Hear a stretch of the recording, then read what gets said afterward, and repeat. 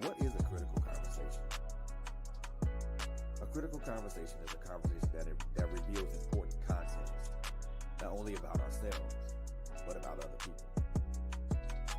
Critical conversations edify, heal, and provide substance.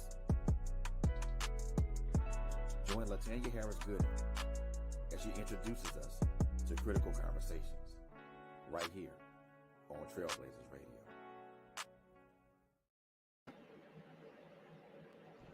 Hello, everybody. This is LHG. I am just coming to let you know that I am an independent paparazzi jewelry consultant. You didn't know that, did you? Well, now you know. So I would love to be your personal jewelry lady. Paparazzi is an amazing company. We sell nickel and lead-free jewelry. We are known for our $5 bling, but you just need to know there is an exclusive Z collection that's $25. It's the bling of all bling when you're really going out on the town and you want to show up absolutely fabulous. So we have items for women, for men, and for young fashionistas out there. We don't discriminate. If you need it, I'm sure we got it. You have the opportunity to follow my page on Facebook called Polished on Purpose, a VIP group. Follow my personal page, Latanya Harris Gooden. And I have my own website that is at your disposal 24/7. So many ways to shop. So let me be the one that makes sure you are accessorized the way you should be. Because I want you to be polished on purpose. My mentor always tells me, when you show up, people are checking you out. They're watching you. So why not be polished? Be poised. Be purposeful. Glam it up with pop, honey. I got what you need. Hey, everybody. Good evening and welcome to the Saturday evening edition of Critical Conversations. Yeah, I know you cannot see me, but in true podcast formation, you can listen to me. So go get your greens out. Put them in the sink, wash them real good, get your knife out so you can chop them up, start getting ready for your Sunday dinner, and listen to your girl. Get in these comments. Let me know that you're here. Thank you to all of our Trailblazers radio supporters, those of you that's been rocking. I've only been on the team since late October of last year, but many of you have been consistently rocking for the last 2.5 or so years. And for that, we thank you. So I am your hostess, LHG, and that stands for Latanya Harris Gooden. And as you saw in the commercial, and yeah, my CEO said Latanya, but it's Latanya. But I go by either one, honey. I just call me, okay? Just call me either one. And as you saw in the commercial, one of the things that I do besides being a podcaster, which I am very proud of, I sell paparazzi jewelry. $5 bling is what we are known for. My part of paparazzi, my business, is called Polished on Purpose. Why did I pick that name? Because I have a customer service background for over 30 years. And one thing about customer service and customer facing is that you, even on the phone too, you have to be polished in your look, in your sound, in your demeanor, in your attitude. So I took that and infused it with this jewelry business to come up with POP, polished on purpose. I also call it pop culture because it is your pop of personality. It is how you show up. I have an amazing mentor, and he always reminds me, Ms. Harris, that's what he calls me. When you show up, whether it's in an email, a text message, please know this is how I talk, y'all. I just love them. They are looking at you, they are listening to you, they are sizing you up, and they are forming their opinions of you. And it makes sense. So I have to make sure I am reflecting myself, the God I serve, my family, in the best positive light. So I love jewelry. I've loved playing dress up since I was a little girl, putting on wigs and makeup and heels and pretending to be Lynette Hawkins Stevens and Twinkie Clark. So it just made sense. And when my bling boss, Latanya Scott, messaged me not last, 2 years ago, 2.5, 2020 in June, and she said, "You already love the product. You're already a great customer. Come on and become a consultant." And before I even thought about it, I said yes.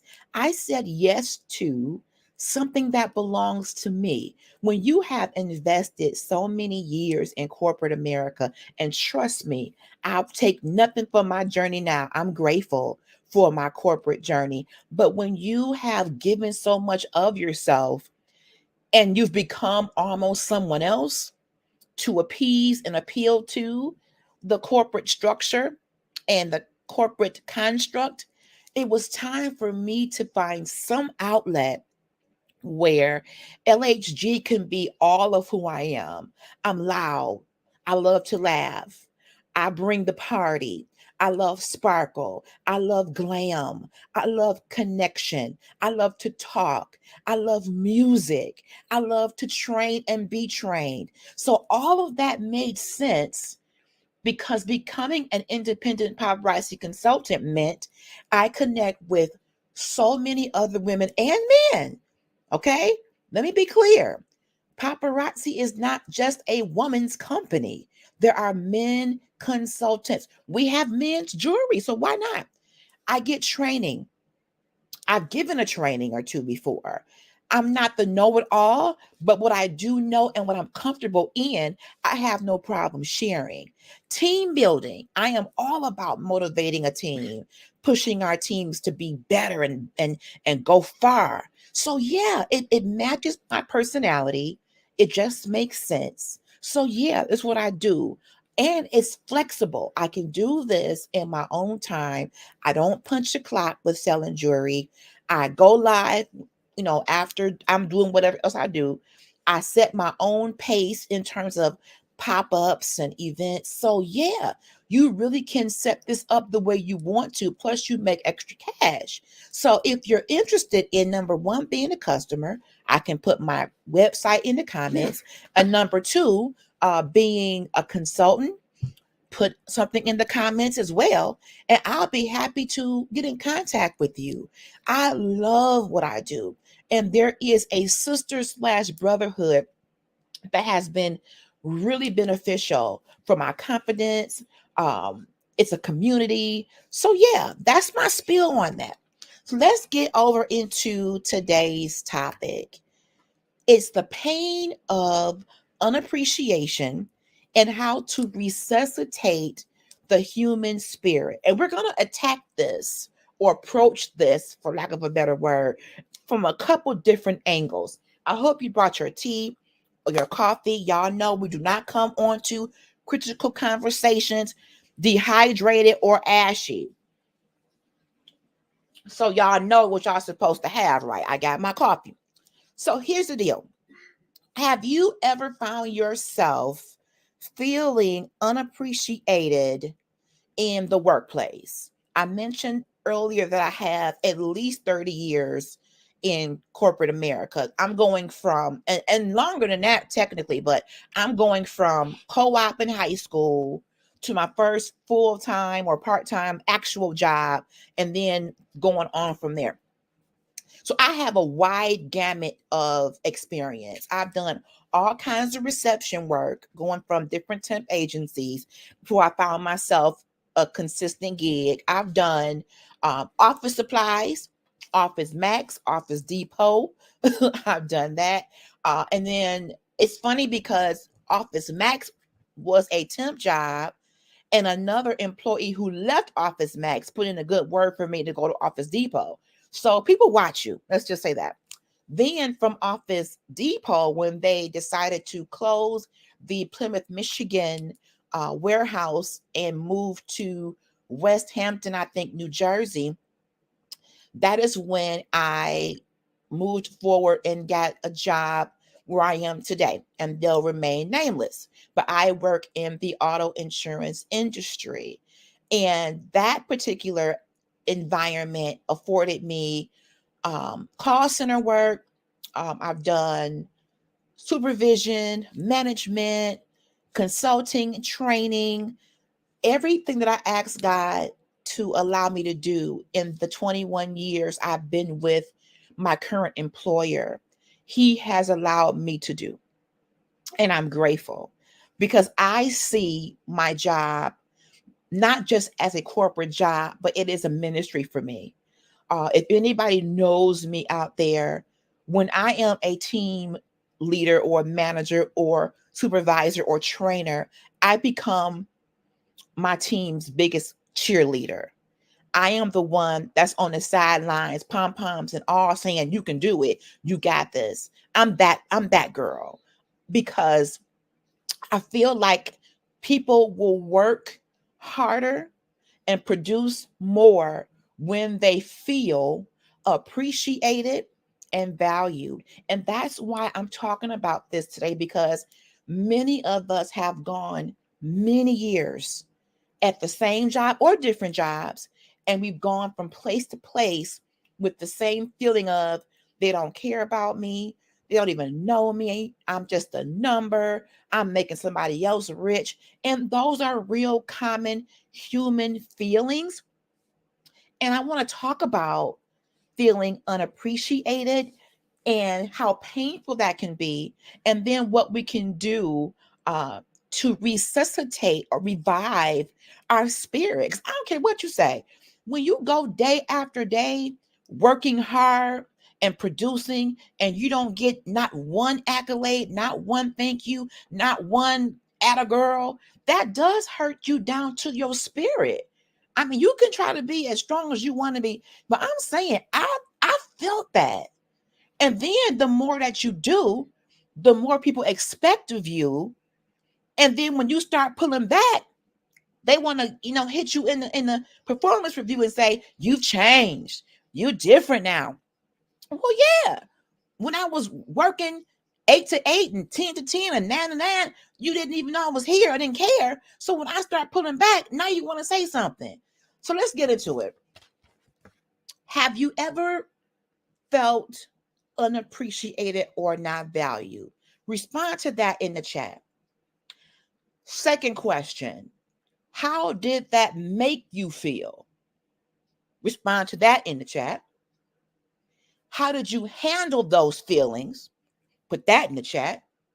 And then the final question, how did it change you going forward? Or did it not change you at all? Put that in the chat. So let me give you a story. In my current role, in my current employer, I'll say, I remember my first day, July 16th, 2001. And I'm coming in with all these jitters, the new job jitters. You know how you feel like, oh, what am I getting into? Is this going to be my big break? Oh my gosh, you up early, getting your outfit on, right? And you up, it's like the first day of school. I mean, I can remember this like it was yesterday, y'all. I was nervous. You don't know who you're going to meet. How are the trainers going to be? Are you going to absorb the information? Am I going to lag behind? So many emotions and just a myriad of things going through your mind. But I had a plan, y'all. And this is how my mind works. I'm walking into the door entry level. However, my plan is to excel.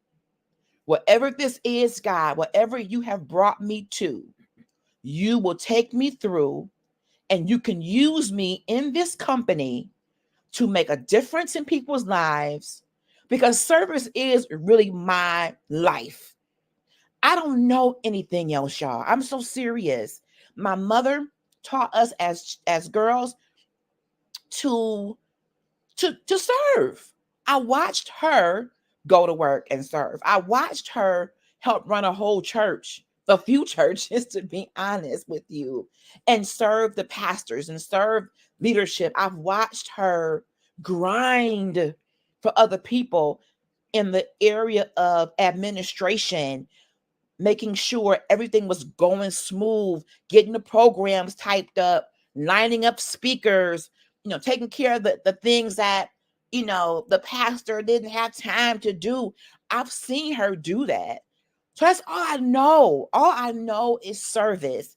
And in customer service, in call centers, and I've spent over 20, well, shoot, almost 30 years in a call center of some sort, 20 plus where I'm at now, and 10 in office supplies. So I've been a customer service oriented person for so long. I've taken every training known to man on how to smile with your voice, how to, put certain inflection on certain words, and words to avoid, 5 forbidden phrases, and how to empathize and how to acknowledge.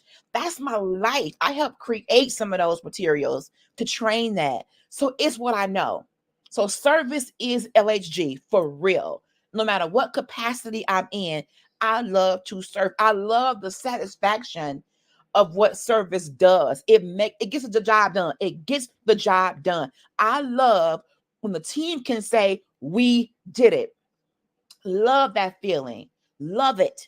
So when I came into this role 21 years ago, not knowing what was ahead of me, and I just got into that training class and I just soaked all the training in. And immediately, y'all, I knew I wanted to be a trainer. I looked at my trainers and said to myself and to Jesus, that is what I will do. So my thought process was, girl, read every book, study every job aid, master this thing, because you are one day going to be the trainer and you're going to have students of your own. And so I prepared myself for that. I literally took my books on break with me, to lunch with me. I ate with them. I slept with the books in the bed because I was determined to learn and master everything they threw at me. And for the first year now of my job, I was asked to mentor, to walk the floor and answer questions. And I can remember the looks that I got from some people. Who does she think she is? She arrogant. She this. We don't know. We don't understand her. People tend to be afraid of what they don't understand. And I wasn't a part of the in crowd. I wasn't a part of the clique. I did have and still have my good friends who today are my sisters, but I really was about my business, y'all. And I had a dream and a goal. And sometimes when you have a goal and you're so focused on that goal, people think that you are, dismissive of them, think that you're better than them. And that was not the case, never was. So I'm pushing forward, I'm doing my work. And the different awards start coming in, and they started to ask for volunteers to learn new stuff. And the first thing people said was, learn what new? But where's the pay? You want me to learn this system, learn that system, do this new and do that? Where's the money at? I didn't approach it like that, y'all. Because I felt if I can get the knowledge, okay, walk with me here, I'm going somewhere. If I can get the knowledge, y'all, when the position open up, if it finds me postured the right way, I can get the position. Okay. I wasn't worried about the money in that moment. I felt like if I can just get this additional knowledge, and if I can stress that to you all, if you're out there and you're trying to excel, get promoted, be developed, and grow in your company, sometimes moving laterally or just volunteering to learn stuff, it gets you where you want to get. Don't just look at the dollars and cents in the moment. The knowledge can be leveraged. So when they said we want volunteers, trust me, boo, my hand went up every time. And I ended up getting my first training class. I wasn't a trainer by title, okay? But they allowed me to test the waters and train one system. And I absolutely knew it was my thing. And I was so excited. So here's the thing. We're going to get to the topic today. I got my coffee. So on this journey, you're learning all these new things, right? People come to the office that are big wigs and they say, well, I've got to put you with someone that's good to listen to. Where's Latanya? Plug them up, Latanya. She's our best. She's our best. Okay, fine. Thank you for the accolades. I'm glad you say that. I appreciate that. So, but here's the thing. They didn't mind using me in terms of my expertise in training classes, to record my calls, for example calls. They didn't mind doing that. But guess what? When it came to being promoted in the early years, on paper, I had learned every system. I had volunteered in every pilot program. I looked good. And I interviewed pretty well, if I'd say so myself. However, I didn't get the job in the beginning. And when I got the feedback, y'all, do you know what they told me?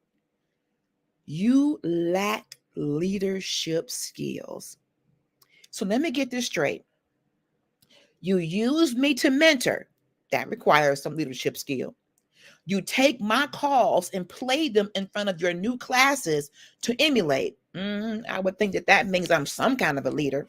You even put your leaders, your vice presidents and your AVPs with me to listen to my calls plugged in for hours. You wouldn't plug them into someone that wasn't nailing it every time. So all these things, all these ducks in a row, y'all, and you would think I was a shoo-in, and you come back and tell me I lack leadership skills. When I tell you that was a pain, and they give the promotion to someone that had been there less time than me, hadn't done anywhere near as many projects as I had done, I was hurt down to the white meat. Do y'all hear me? Indescribable pain. What did I do? I went applying for other jobs. I was mad. I'm putting my resume. The pain of unappreciation when you know you busting your butt. And I wasn't busting my butt just to be seen. I bust my butt because that's the only way I knew to work. If you're going to come to work, if you're going to put your name on something, make it reflect who you are. And I did it all as unto the Lord as well. But at the end of the day, I also did it to be developed and to get a foot in to leadership. But it wasn't working for me. So the rumor mill came to me saying, they're not letting you get into leadership because you take too many phone calls. You're too valuable where you are. I'm like, are you serious? You got to be kidding.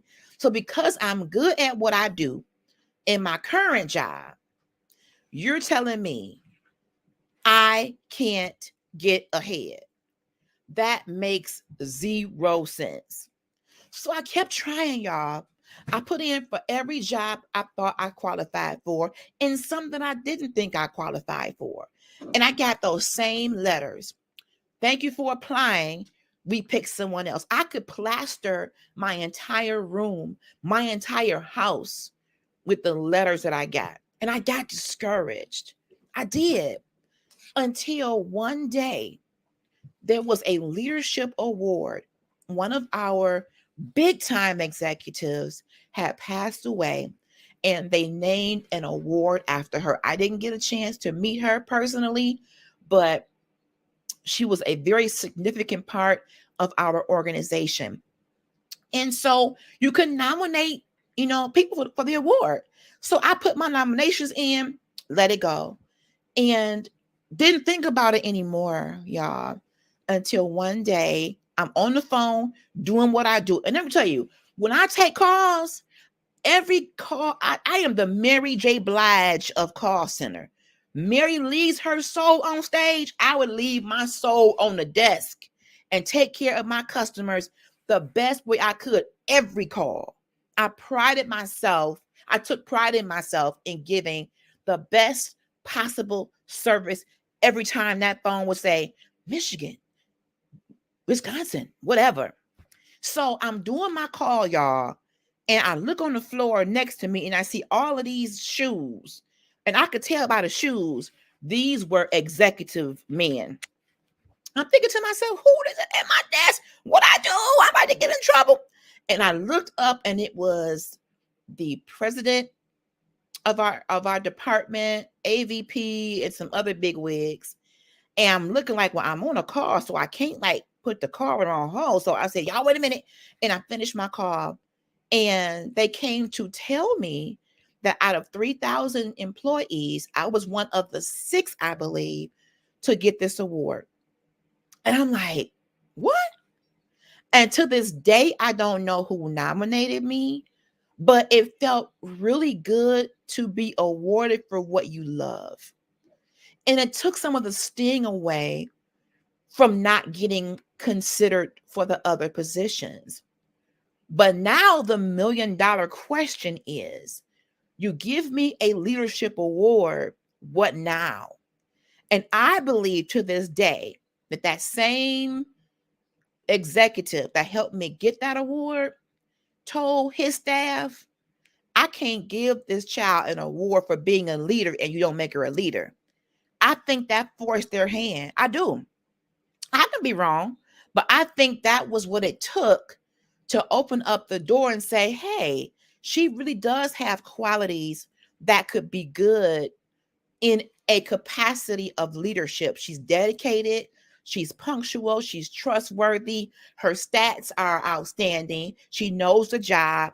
People, for the most part, get along with her. I didn't really have any enemies. She's a team player. She builds the team and not even, she ain't even the boss, and she's motivating the team. So why not? So yeah, finally I had a chance. But let me tell you, it did not come without a cost, because people look at you one way when you're in an entry level position and a different way when you start to promote up. The people who were in your corner when you were at ground level may or may not be in your corner when you reach the 3rd and 4th floor. They start to see you differently when you're behind those doors where the decisions are being made and you get the inside scoop of what's really going on. So I had to fight, y'all. I was Sophia and I had to fight from my seat at the table. And even at the table, I felt unappreciated for what I brought to the table. I brought experience. I had been on the phones. Some stuff you couldn't tell me because I knew what this job took. I did the work. And I happen to believe that people should promote from within because you have less to train them on. I knew what it was to take those calls in my sleep. I kid you not. I'm not saying I was perfect as a manager, but when I came in there, I was the voice of the CSR. I knew what went on. I knew what it took to be successful in that capacity. I knew what the customers liked and didn't like. So I thought I was coming in with some good insight. But trust me, and I've learned too, that people who look like you, I'm talking about us African Americans, some of our own people are our own worst critics. And when I tell you, I had a couple of people that really did not like me, and they had no reason at all. And one of them had to tell me, one lady came to me and told me, I have to apologize to you. The Lord told me, she said, to come apologize to you because I allow other people to make me not like you based upon how they felt about you. Come on in here, y'all. That junk hurt. So the pain of unappreciation, it almost makes you feel like you're invisible, like you are working hard, not just for yourself, but for the good of a team. When you're in a call center, If any of you have call center experience and knowledge, you know that outside of your own individual numbers and stats, we call them, the team, the team's success depends on the individual numbers. So how good our team is based on each individual team member hitting the target. So it would behoove your leaders to encourage everybody to strive, because if you have one or two or three people that are slipping, it can bring the team average down. So my point of view, y'all, I'm gonna rock it out, not just for myself. I'm gonna rock it out because I want this team to be number one. I do have a competitive side. I won't lie.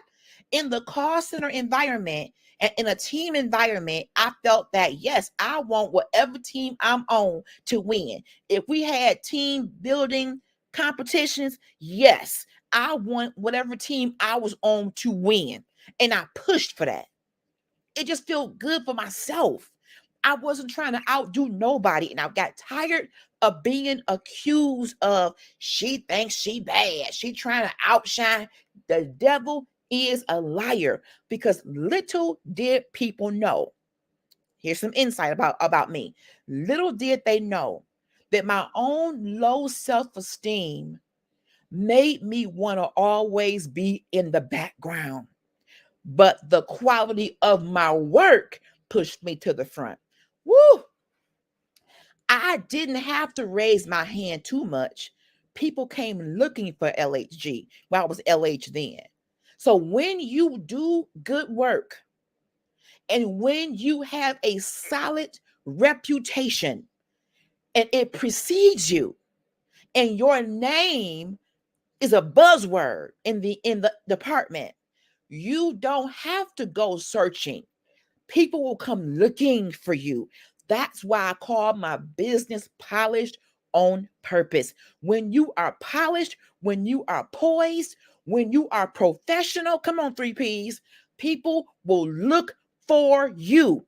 And when the projects come out, they will say, LaTanya, I want you to be on this team. LaTanya, I want you on this focus group. LaTanya, I want you on the advisory committee. Come on in here.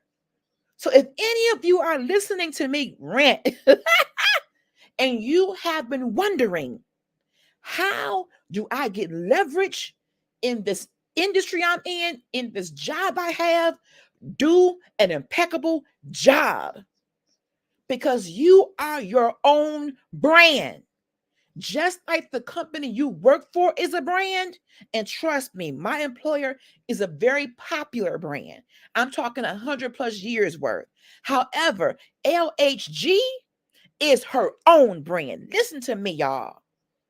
Every time you pick up your phone and call somebody, when you write an email, when you send a text, when you show up, it is imperative. It is imperative that you look the part, you sound the part, you act the part. What part, LHG? Business. Real business has no color. So to all the people who in my younger years told me I sound white, shame on you. Because you're saying business sounds white, and that's a lie. Business sounds like business. The only color it has is green, like money. It doesn't matter what color you are, what nationality you are, what culture you are. Learn the universal language of business. Professional speaking voices. Refraining from ebonical phrases. Sitting straight up on the Zoom call and not being all slouched down. Putting on some clothes on the Zoom call. Come on here, naked jaybirds. Listen here. I'm trying to help somebody today. But going back to being unappreciated, there was no day that I would go in that office and didn't bust my butt. I cut the lights on, I cut the lights off because I didn't know any better. But in the back of my mind, I'm just going to be honest. We talking honesty here. In the back of my mind, I'm wondering, Does anybody even notice? Does anybody even see? Does anybody even care that I'm the one that come to the meeting early and wipe down everything? That I'm the one that brought, snacks to the meeting. That I'm the one that made sure the meeting room was what you call reserved before we got there. But I'm the one that made the copies of the handouts. Because I am a organizer by nature. My mother was the one that would conduct the meetings and made sure everything went smooth. That is my personality. Every capacity I'm in, I feel it's my job to get things going. I'm that one.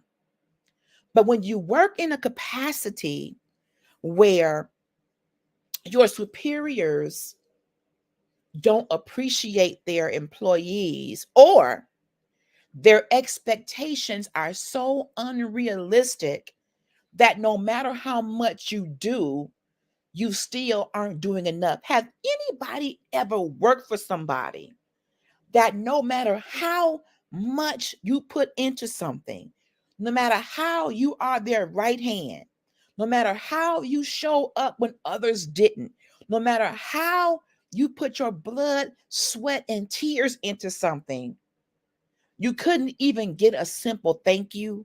But if you did something wrong, the emails don't stop, the phone calls don't stop. Some people, some leaders, listen here, will give more publicity to your mistakes than they ever will your triumphs. Why? Because that is their personality. Because they have trust issues. Because no one acknowledged them. Let's be honest. People lead from their emotions. Even the most emotionless boss I've ever had led out of emotion. People can pretend to be stern, pretend to be cold, pretend to be unbothered, but really they are the most emotional, the most bothered, the most unwell people. Having the wrong type of boss, in my opinion, can make or break you in a position. I know that's probably not the best to say, but I'm just being honest. I know what it's like to work for someone that just had no empathy, had no sense of humanity, was just a machine.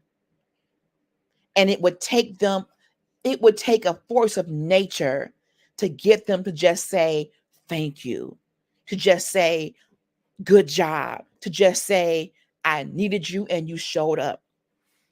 But let something go wrong, let somebody get in their ear about something that went wrong, they own like right on rice. That ain't right. So my style of being a leader, my style is to first of all recognize that my staff is human. And in this pandemic, if we didn't learn anything else, in my humble opinion, we should have learned the value of being alive. So many of us lost friends and loved ones to COVID and other diseases over that time. People lost parents, lost spouses, lost children, lost cousins. To me, if nothing else, COVID should have made us value the human experience even more. I learned how to value even more people pushing through their pain to show up for work, whether it's in person or to log on. So when you are in customer service, when you are talking to customers all day, you have to bring the A game no matter how you feel. You can't come on the phone sounding sluggish, angry, bothered, because that can cost us customers, which in turn costs us money. So in some cases, if you are a customer service rep, whether you are customer facing or over the phone, you can't really afford to have a bad day. I hate to say it like that, but you really can't unless you're going to fake it. And I don't really think that that's good either. You really have to have some kind of enjoyment and get some kind of fulfillment out of servicing people. And that was what I did. I took every call as a challenge. Okay, how am I going to save the day for this customer? How am I going to make their bad day better? How am I going to turn this irate customer into someone who was just falling in love with me? I took it as a challenge. I'm talking challenge. I love getting complicated stuff because it pressed me and pushed me into a whole nother level of skill. It takes a certain kind of person to work in a call center. I don't care what y'all say. And I know in COVID, companies had so much turnover because folks was getting sick and they had to have a revolving door of training classes. Revolving door, I get it. However, the customer service department of a business is the lifeblood. I don't care how good your service is. I don't care how great your product is. The people who are the face and voice of your company hold your future. So, call center executives, if you are listening to me, if you have call center workers who are taking call after call after call, making sure your abandon rate isn't high, making sure your service level is met, making sure they're getting those people in and getting them out and satisfying these customers, you had better appreciate them. And I'm not talking about just with a paycheck. I am talking about even the smallest things. What I used to do randomly, if somebody was in our office selling candy or selling whatever, I would just go buy 10, 15 of them and give them to my team. Go get a case of water and pass it out. Go get some chips and pass them out. When I first began my job, Monday was our busiest day at the call center. It probably still is in anybody's call center. And we used to have our good friend would have a cart of chips, water, Rice Krispie treats, because we knew the service level was going to be off the chain because people didn't realize we're open 24/7. So Monday was the busiest, and don't let it be a holiday on a Monday. Woo, woo, woo. So our friend would walk the floor giving us water, chips, whatever. And I thought that was the coolest gesture. Since I know you're taking back-to-back calls, that means your throat probably dry, you probably tired. Here is a little snack just to keep you going. A little reward goes a long way, people. Now, since we're working at home, buy your staff a $10 gift card to Uber Eats or to whatever randomly. Just saying thank you. I know people won't want to tie reward to get numbers. I get that. Call center is a world of numbers. We got to meet our service level. We got to not have any abandoned calls. We got to have I get that. But numbers don't always tell everything or mean everything. If they show up consistently, if the callers are satisfied with the service they give, if they are committed, that enough to me is worth some kind of reward, executives and leaders. A thank you, whether you have a point system in your company where you send points or e-card to them saying, I heard you on that phone call. You nailed it. I know it was difficult, but I heard how you navigated the situation with professionalism and poise. You were great. I'm proud of you. I heard you. I see you. I hear you. People just want to know that they're being seen and heard. And you don't have to do it every single day, but do it when they least expect it. And in my opinion, the appreciated employee will push for you when you don't even ask. So when you are having those days when the calls are on hold and you need people to volunteer for overtime, if you are appreciating your staff, they will volunteer because they know you got their back. They know you see, they know you appreciate it. But if you don't appreciate them, you ain't said nothing, and you just own them about everything bad, you can forget it.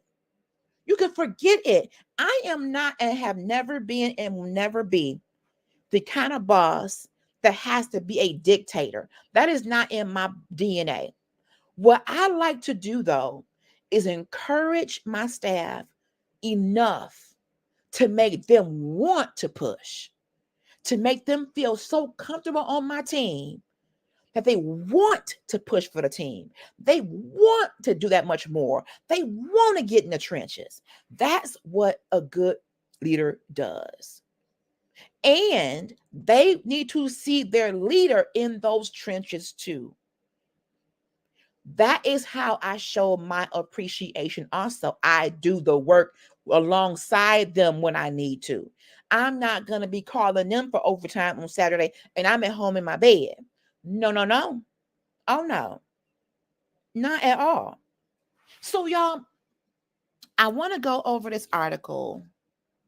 It talks about, it's a Harvard Business Review article. It's called What to Do When You Don't Feel Valued at Work by author Rebecca Knight. I want to make sure I get that on record. I did not write this article, but I will be doing my own commentating as I read it. So Harvard Review for Business, What to Do When You Don't Feel Valued at Work by Rebecca Knight. So the author says it's no fun to toil away at a job when your efforts go unnoticed. She asks this question: how can you highlight your achievements without being a bragger? Who should you talk to about feeling underappreciated? And if it doesn't change, how long do you stay? Stop right there. She's saying you have options. She's saying you should be able to speak upon your own marketability, your own accomplishments without being arrogant. But if you do that and things still don't change, well, how long should I stick around? Let's talk about it. The experts say there's nothing worse than feeling unseen and unheard in the workplace, says Annie McKee, author of How to Be Happy at Work. We all have a human need. Come on here. Human need to be appreciated for our efforts. And so when our colleagues don't notice our contributions, it makes us feel as though we don't belong. Put a bookmark right there. So not just your boss should notice. We should notice each other as colleagues when we do a good job. So put away that extra competition where you so high up, you can't even say that your peer did a good job. In a call center, we could hear each other's conversations for the most part. If we heard each other have a very difficult call, and you can tell it's hard by the tone of the person's voice and by the words that they're saying. So we knew when our coworkers had a really tough call, maybe prejudiced person, hard to hearing person, rude person, whatever. So when our coworkers were done with the call, a lot of us would give them a standing ovation or walk over and say, "You did that dang on thing," because we were in it together. We were truly colleagues and friends. So the article says, you might also start to worry about your professional advancement if people don't notice what you do. And you may start to wonder, how am I going to get ahead if nobody notices what I do at this level?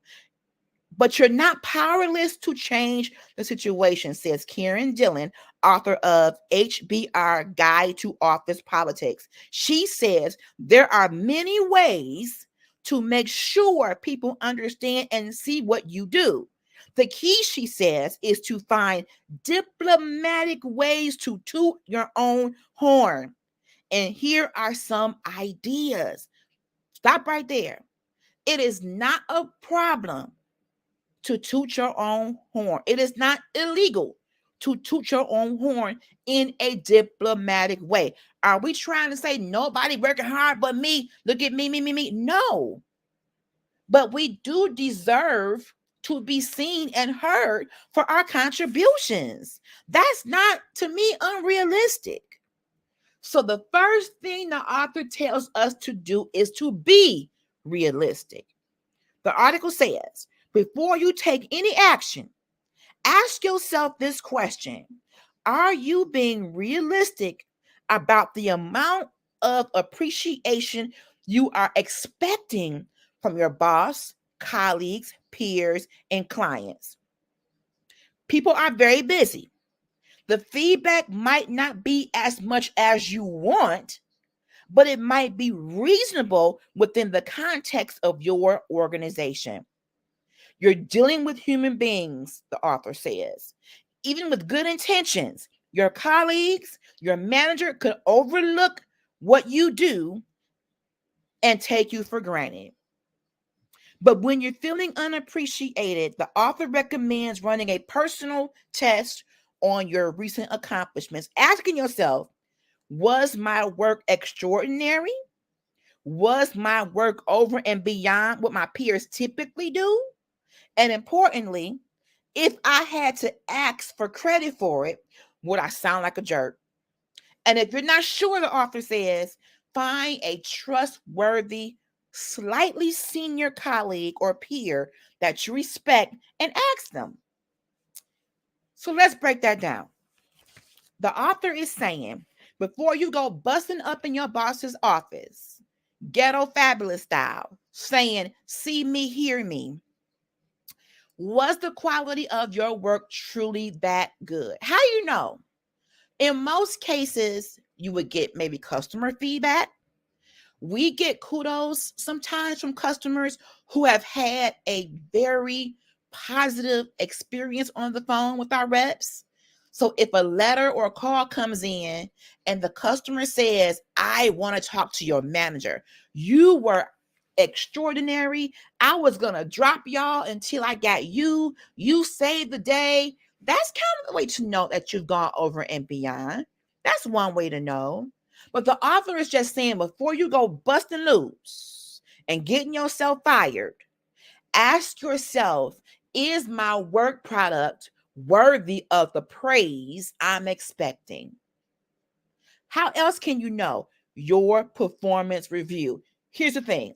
If I'm getting high accolades in my reviews every month and year after year in writing, but you can never tell me I'm doing well, I got a problem with you. You can put it in writing every month. You're doing great, doing wonderful.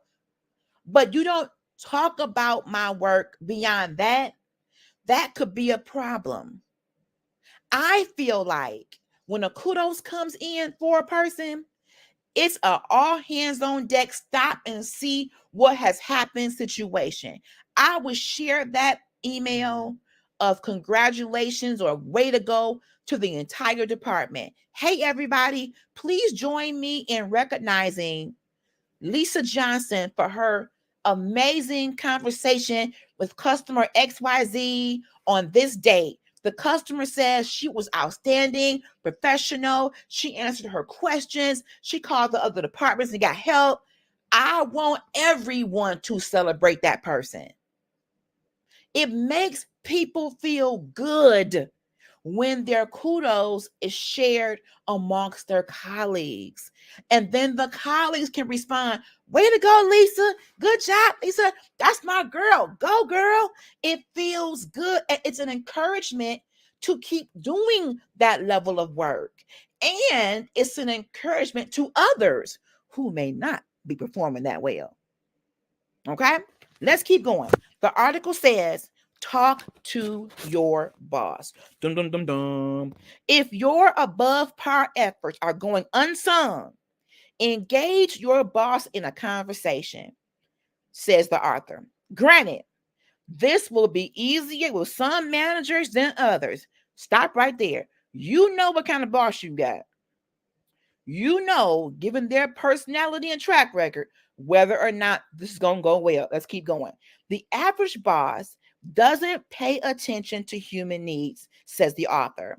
If yours falls into that category, keep in mind that you're not going to change them.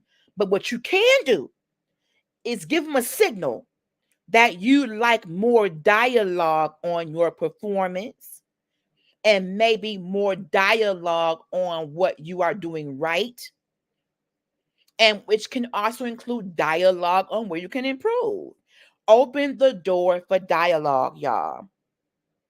The author says if your boss is average to good, he or she may heed the call. But of course, key point, be subtle. Don't go in saying, I want more appreciation. Instead, the author suggests, say something like this: I'd like to talk to you about the past 3 months and get a sense of where my strengths lie and where I could learn. And come prepared with specific examples, says the author.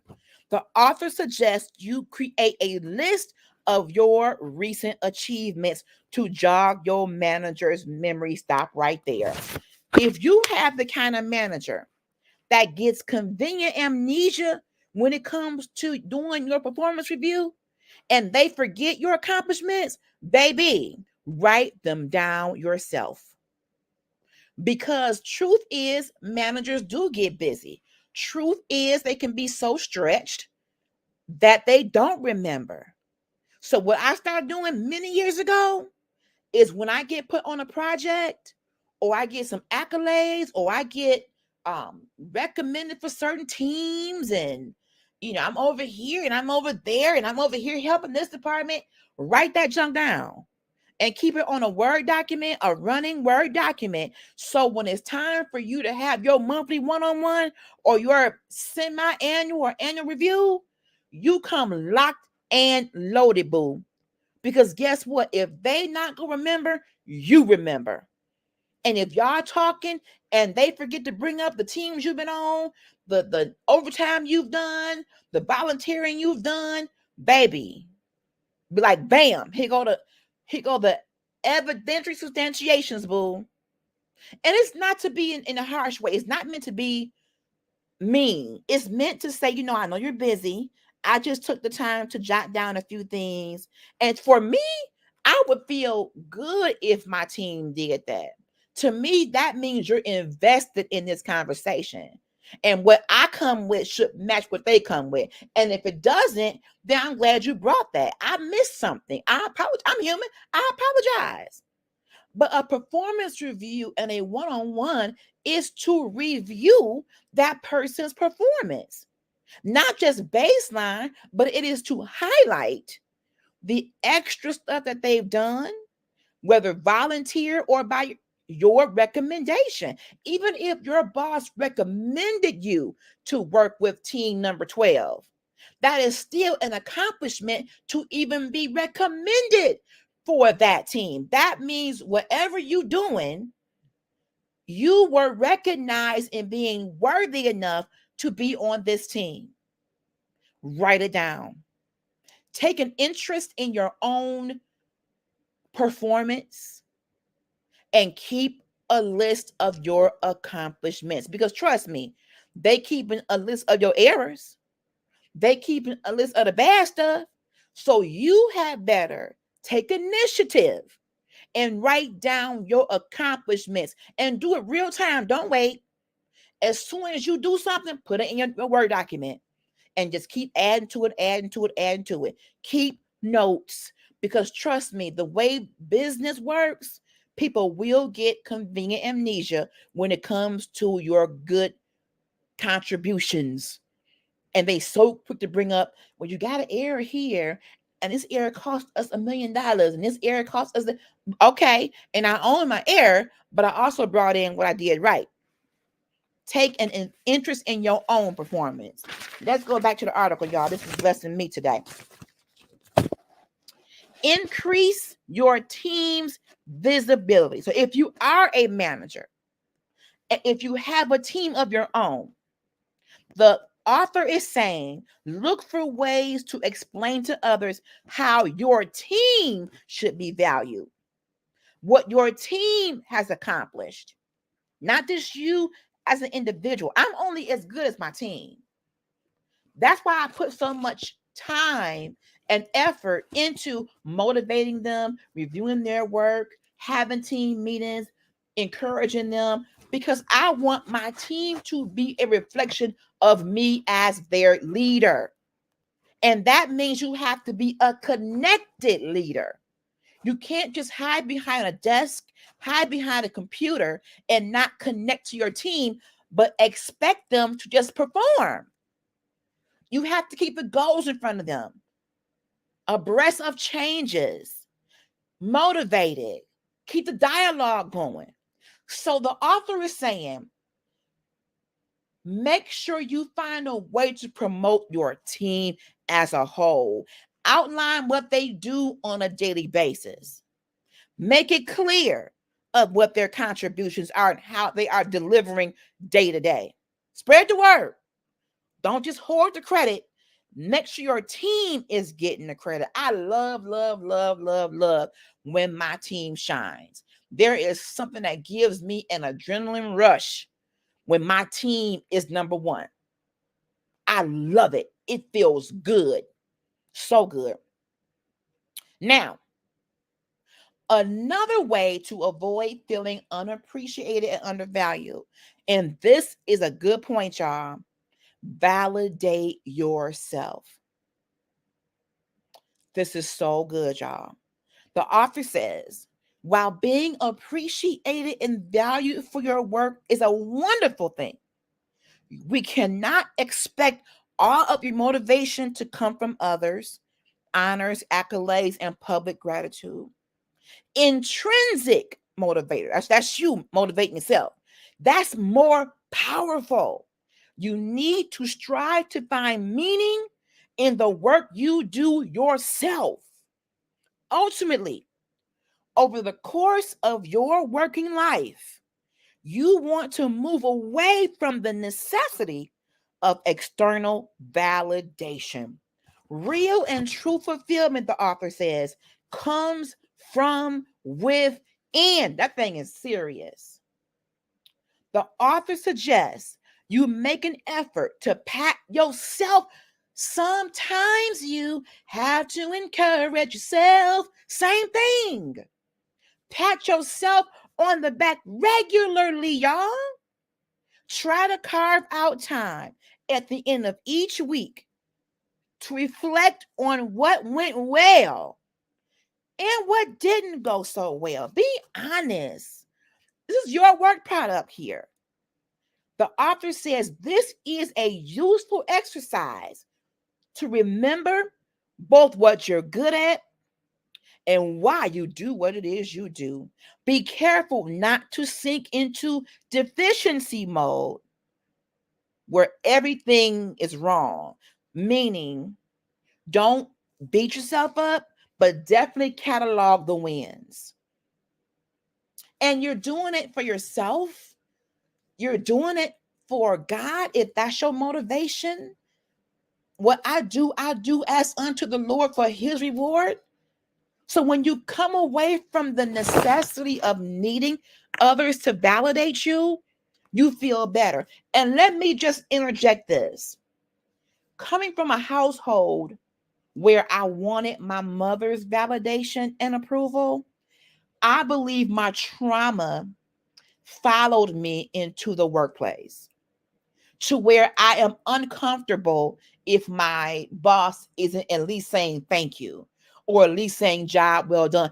Or think about in school, how good it felt to get your paper back with a sticker on it or red, not red, but a little smiley face or that A plus, and how it felt good for the teacher to get up and say, we had one person get a perfect score on the test. That was LaTanya Harris. Oh, I used to love that feeling, y'all. I used to love that feeling, but it followed me into the industry I work in. Not that I have to have accolades every day, But one thing that appreciation helped me to do or helped me to know is that I was on the right track, doing it the right way. Sometimes when you're on a project and the parameters aren't so clear to you and you kind of winging it, if you're doing it right, it's good for someone to say, I saw your work, you're on the right track, you're doing good. Stay right there. Because if you don't get something, some kind of feedback, you will spend countless hours thinking you're doing it right and you're doing it wrong and you got to redo it. So what I start doing, y'all, when I get on a project and I know it's due in a month, maybe at the midpoint or the 1 week point, I take what I have and present it to my boss and say, okay, boss, how does this look? Before I go any further, is this what you want? So I don't spin my wheels. So I want him or her to say, that's good, LHG. I like how you did so and so. Or I like this, but let's tweak this. Because some bosses, let's just be honest, some people don't know what they want or they don't give clear instruction. So they are leaning on you to start it off. But you're doing so blindly, hoping it's what the boss or the client wants. So getting those checkpoints in 1 week in, 2 weeks in, halfway point, at least gives you a sense of, okay, I think I'm on the right track. Let me confirm that so I'll know if I should continue down this road or pull back and go a different way. So appreciation isn't just for, oh, that felt good. It is also serving a purpose of saying you are on the right track. Continue doing that or don't continue doing that.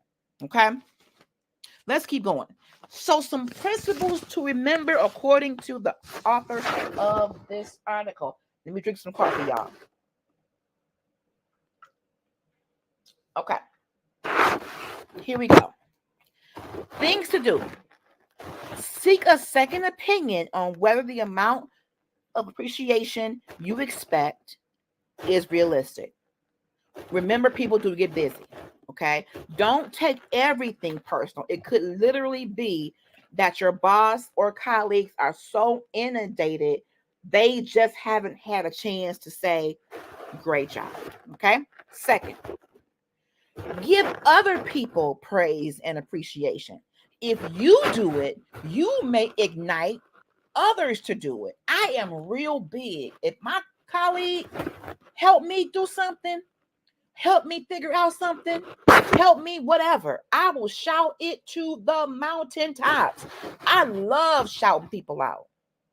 I love being the one to be able to thank someone for what they've done to help me. It feels good to me. Next, look for ways to make your work more visible or your team's work more visible. What not to do, okay? Don't have such an intense need for self-validation. Validate yourself. Carve out time at the end of the month to reflect on what worked well for you and celebrate yourself. Don't hoard the credit for the whole team. Let the team share the credit with you. But don't stay in a company that doesn't value you at all. You have options. You don't have to be stuck. I don't care what it looks like. You can apply for job after job and get a no after no after no. Keep trying. For many years, I felt stuck. Sometimes we do that to ourselves because we're comfortable where we are. But if you're not valued, if you're the one that's ripping and running and doing all the work and not getting all the credit, it may not be healthy to stay there. That's stressful. That can bring on anxiety and depression and PTSD. So know that you have options. So I want to transition now into what happens when you feel unappreciated in relationships. How many of you know, or maybe you are, a grandmother who has raised her own children And now you find yourself raising your grandchildren. And you are the babysitter every day. People assume you ain't got no life. They dump their kids on you. They don't bring no food for the kids. They don't bring no clean clothes for the kids. So you feed them, you wash their clothes, they don't comb their hair, they don't pay you, they don't do nothing. They just feel like, here, mama. That can hurt. And sometimes, let's just be honest, y'all. It's a monster that we create by being available all the time. Same thing in the corporate arena. If I'm the one that's always responding first to the email, team, I need someone to be the lead on blank. I got it. Team, who can handle? I got it. That was me. And I would do it so quickly because it was like an anxious thing. I wanted to get it finished. But guess what? What was I doing? Teaching my colleagues to not do it. Don't answer it. LaTanya will get it. She likes that kind of stuff. Same thing in relationships, grandmothers, aunties, big mamas, Medias. If you are always the place people go for everything and you get no reciprocity, they're going to keep coming to you and giving you nothing because you have allowed it. We teach people how to treat us. So if you become the dumping ground, same thing with friendships. If you got a girlfriend and they call you all time of day, oh my God, I'm going through this. And you praying, snotting, praying heaven down, trying to get them through and taking them groceries and paying a phone bill and hugging them and holding them, doing all this. But when you need something, see, when you need something, they're nowhere to be found, but you keep doing it. Shame on you. How many grandmothers have we lost to premature death because we put too much stress on their bodies and on their minds and on their spirits without enough appreciation?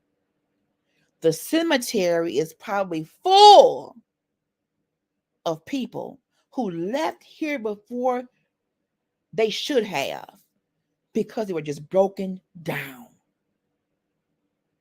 And grandmothers, you are going to have to, if your children are able-bodied to make these babies, you are going to have to let them raise their own children. Because many of y'all grandparents get extra nice with the grandkids. Y'all don't make them wash dishes. Y'all don't make them clean the house. Y'all spoil them and make them rotten little monsters. I know a few of them. Well, I'm tired. I just don't have the strength. That's the point. Those aren't your kids. Now, in some cases, let me be clear.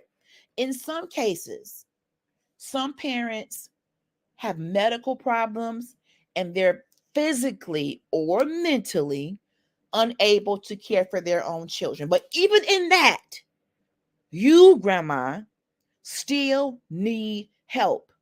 Make them grown grandkids clean up and do for themselves. Teach them real life skills. Teach them what appreciation looks like. They living with you, rent free, eating your food, breaking your furniture, driving your car.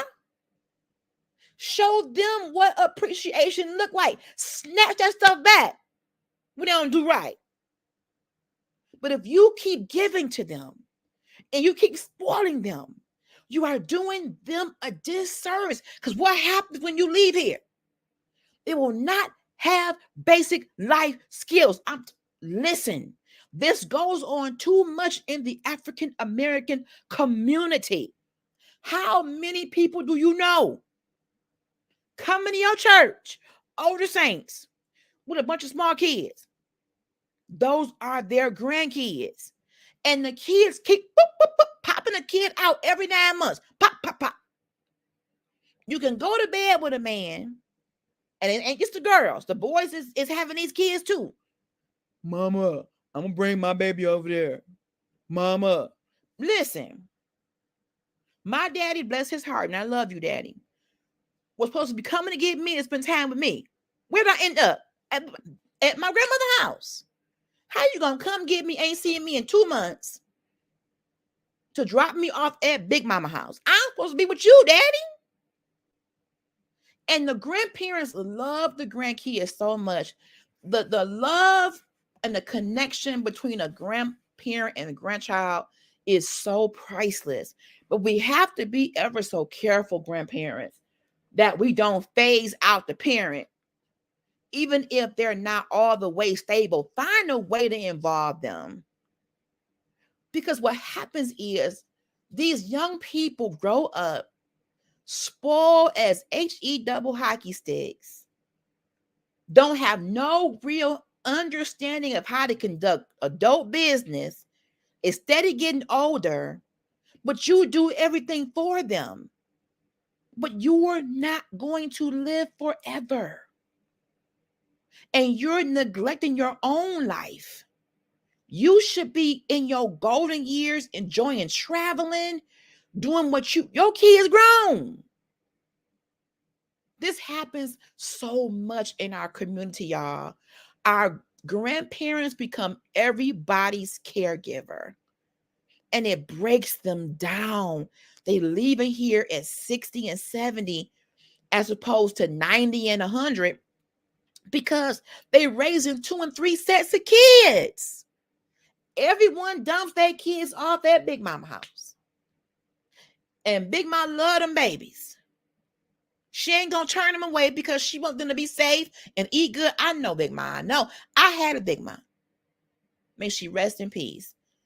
But in our community, y'all, we got to do better.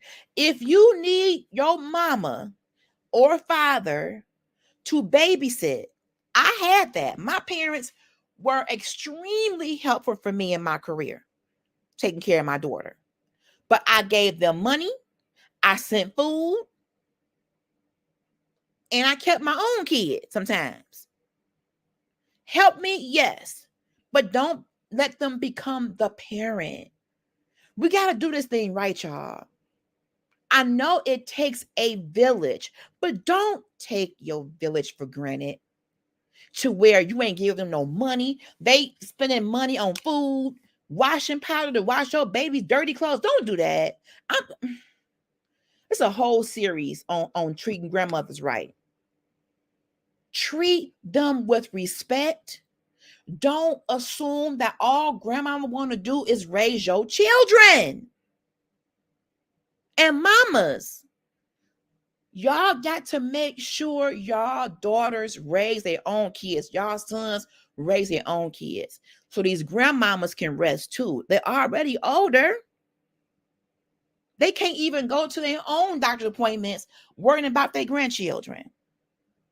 Why? One young lady that I saw at an event a few weeks ago, or a week ago, was in tears. She's a grandmother. I call her young, but she's a grandmother. And we were at an event, and she burst into tears because she was tired of being taken for granted by her family and her grandchildren, running over her, not paying her, treating her like nothing. It hurt me to my heart, y'all. It hurt me to see how hurt she was. I'm not saying we shouldn't be able to rely on our family members, but there is a line that has to be drawn, y'all. You can't take over their whole life and assume that because your mama lived with you, you can go party and leave your kids with her. No, you had these kids, stay at home. Raise your own freaking kids. Mama can't do nothing because you assume all she lived for is them grandkids. Lies you tell. That's not fair. It's not. I appreciated my parents helping me with my daughter. I appreciate my family. To show appreciation, if they needed something, I had no problem providing it. You need money, you need groceries, you need whatever. You helping me, I'm gonna definitely do for you. Even if they wouldn't take it, I found a way to give it to them. Still offer. Still offer. Lord have mercy. I'm gonna get out of here, y'all, because this is serious. But I wanted to talk about this because oftentimes we walk around feeling a certain kind of way and we don't tell people how we feel. If you're in any kind of relationship and you feel unappreciated, even if it's a marriage, tell your spouse, sometimes I think you don't appreciate what I do for you. I'm washing, I'm cooking, I'm cleaning. Tell them. Maybe they think they do appreciate you. Or maybe your love language, they're not the same. Maybe they feel that they're operating in the right way, but it's not the language you want. Talk about it. Don't think someone can read your mind, y'all. I got to get out of here. I want to thank you all for joining me today on my show. Thank you for your support. Just to let you know, next Thursday, which is February 9th at 8 p.m., we'll be doing the fundraiser show for Coco. She's one of our podcasters, and she has been dealing with some medical issues for years, and her treatment costs thousands, and she needs our help. So join us on next Thursday. My show will be on Thursday next week at 8 p.m. Eastern Standard Time. We're going to do a fundraiser. We're going to be talking to her about her story. I'll make sure you have the GoFundMe link if you haven't seen it. Everybody who supports this network, I need you in the chat on that day. Share the information, invite people. We want to show up for Coco. Coco always shows up for everybody. So we want to show up for her. All right. Thank you all. And Girl Chat Tuesdays, 8 p.m. Eastern Time. Every Tuesday is Girl Chat. This Tuesday, we're talking about embracing our body and getting our life right. Okay. All right. Thank you for joining me on today's podcast. I know it was different. You can't see me, but you can hear me. And I thank you all for your support. Until Tuesday for Girl Chat, have a good weekend. Love y'all and good night.